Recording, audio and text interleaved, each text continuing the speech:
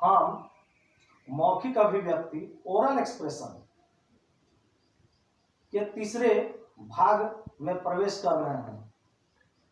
Part 3 oral expression. हम जानते हैं कि एक शिक्षक के लिए कितना जरूरी है जानना, ताकि वह छात्रों में मौखिक अभिव्यक्ति में कुशलता उत्पन्न कर सके। इसके लिए चलिए हम आगे बढ़ते हैं और जानते हैं शिक्षक को क्या ध्यान रखना चाहिए।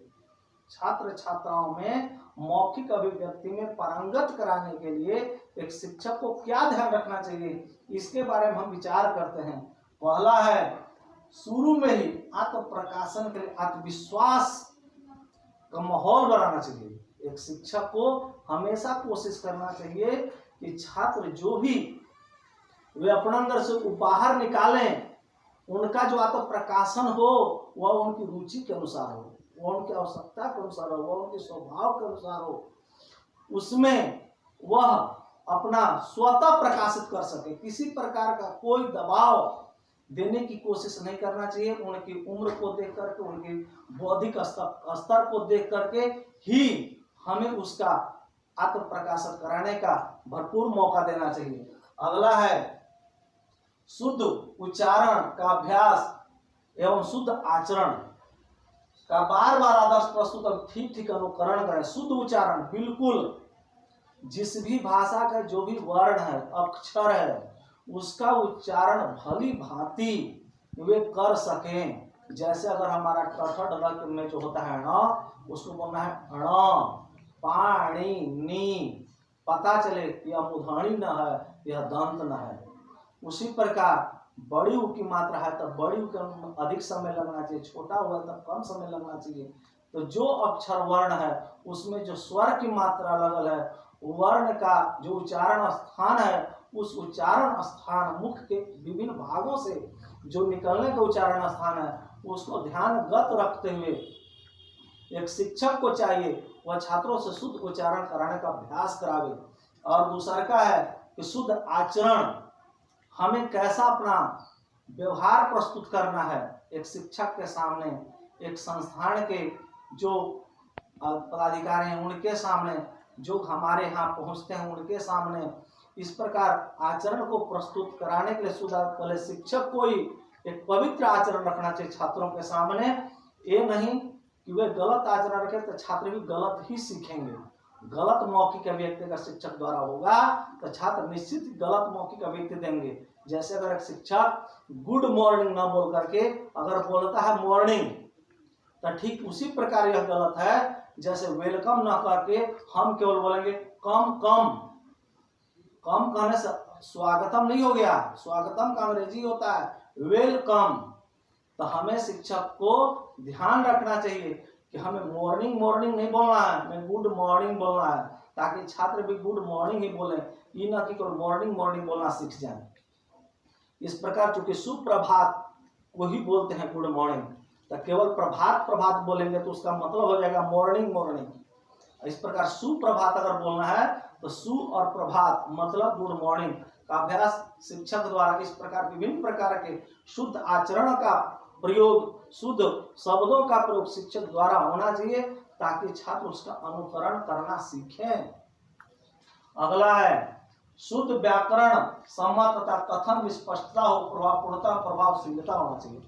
जो भी वे छात्र अपना प्रस्तुतिकरण में मौखिक अभिव्यक्ति व व्याकरण सम्मत हो, किसी प्रकार की त्रुटि न हो, न वर्ण अक्षर संबंधी त्रुटि हो, न शब्द संबंधित त्रुटि हो, न पद संबंधित त्रुटि हो, न वाक्य संबंधित त्रुटि हो, न लिंग वचन काल क्रिया संबंधित त्रुटि हो, न समास संबंधित त्रुटि हो, न वाक्यों का प्रयोग में त्रुटि हो। इस प्रकार विभिन्न त्रुटियों का वर्गीकरण करके विश्लेषण करके शिक्षक को व्याकरण सम्मत मानक भाषा का ही कोशिश करना चाहिए कि शुरू में ही वे इसका भरपूर अभ्यास करावे छात्र में, ताकि वे मौखिक अभिव्यक्ति शुद्धता प्रस्तुत कर सकें। और जो भी वे प्रस्तुत करें वह पूर्णतः स्पष्ट हो, किसी प्रकार के हिचकिचाहट न होना चाहिए कि हमारा कोई भी कहने में हम कह रहे हैं अगला हमारा पूरी तरह बात सुन भी नहीं पा रहा है। वह प्रभावपूर्ण होना चाहिए और प्रभावशीलता होना चाहिए। हमेशा शील हमें जब भी रखना है दूसरे के मर्म स्पर्शित, दूसरे का मान सम्मान करते हुए अपनी बात की रखना है। इस प्रकार एक शिक्षक को यह सभी गुण एक छात्र छात्राओं में सिखाना होगा। अगला, चूंकि मौखिक अभिव्यक्ति एक कला है, इसलिए इसके लिए पर्याप्त अवसर देने के लिए उसका दुहरावा होना चाहिए। पर्याप्त अवसर दीजिए और उसका अधिक से अधिक अभ्यास कराइए। जैसे अगर एक तैराक को तैराकी सीखना है तो जल तो चाहिए ही, पर्याप्त जल, उसको अधिक से अधिक जल में उतरना होगा, तैरने का अभ्यास करना होगा। जितना ही अधिक जल में वह तैरेगा उतना ही बेहतर तैराक बनेगा।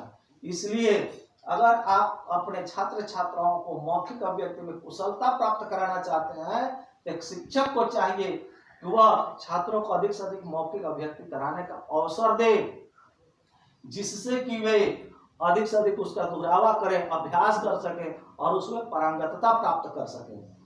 अगला है 5वां, बालक को बीच में नहीं टोकना चाहिए।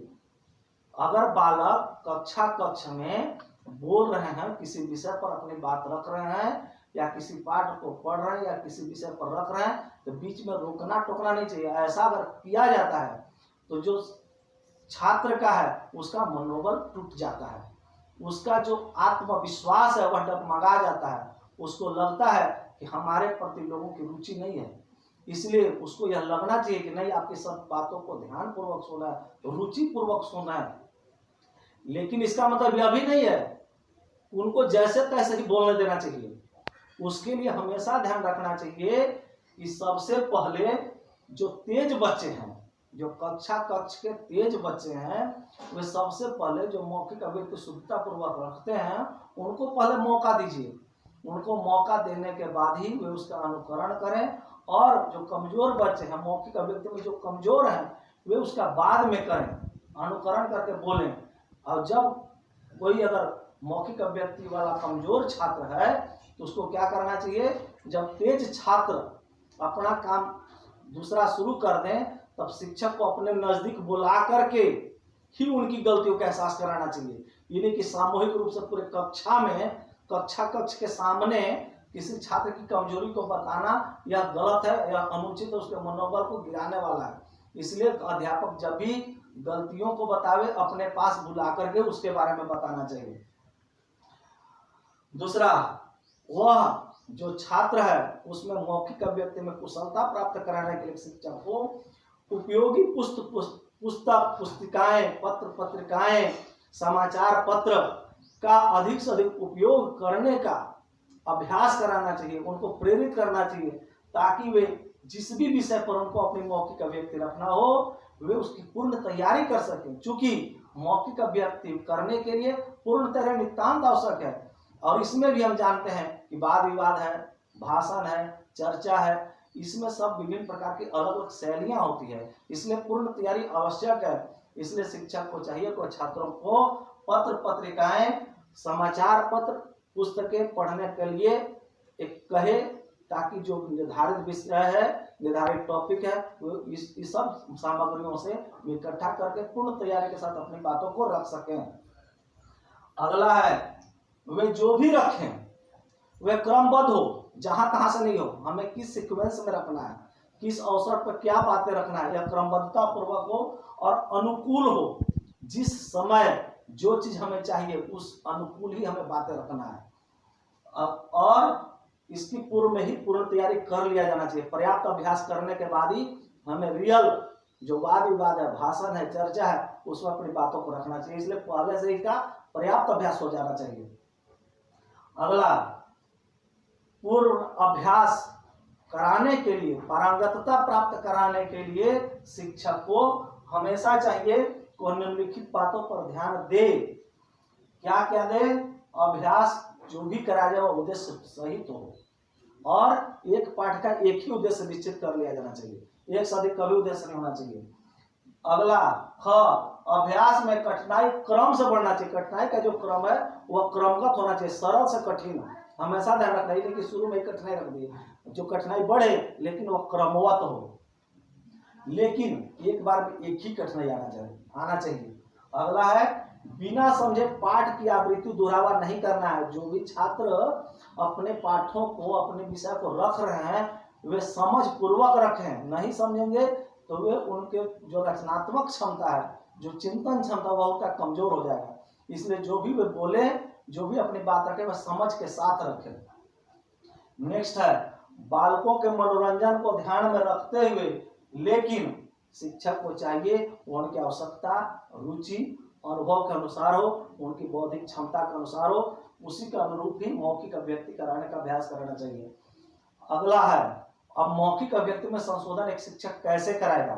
मौखिक अभिव्यक्ति में संशोधन कराने के लिए शिक्षक सबसे पहले तो तेज बच्चों को, अपने कक्ष के तेज बालकों से पहले मौखिक अभिव्यक्ति कराना चाहिए, और जब वे बालक किसी और काम में लग जाए तो कमजोर बालकों को अपने नजदीक बुलाकर के उनमें संशोधन करना चाहिए। इसलिए कहते हैं बेलार्ड महोदय इस संबंध में कहते हैं कि बालकों के गुणों का प्रदर्शन कक्षा के समक्ष होना चाहिए। बालक के गुणों का प्रदर्शन कक्षा के समक्ष होना चाहिए, लेकिन अशुद्धियों को एकांत में व्यक्तिगत रूप में बताना चाहिए।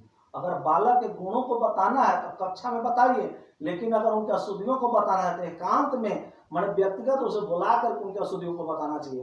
कभी भी सामूहिक रूप से किसी के अशुद्धियों को नहीं बताना चाहिए।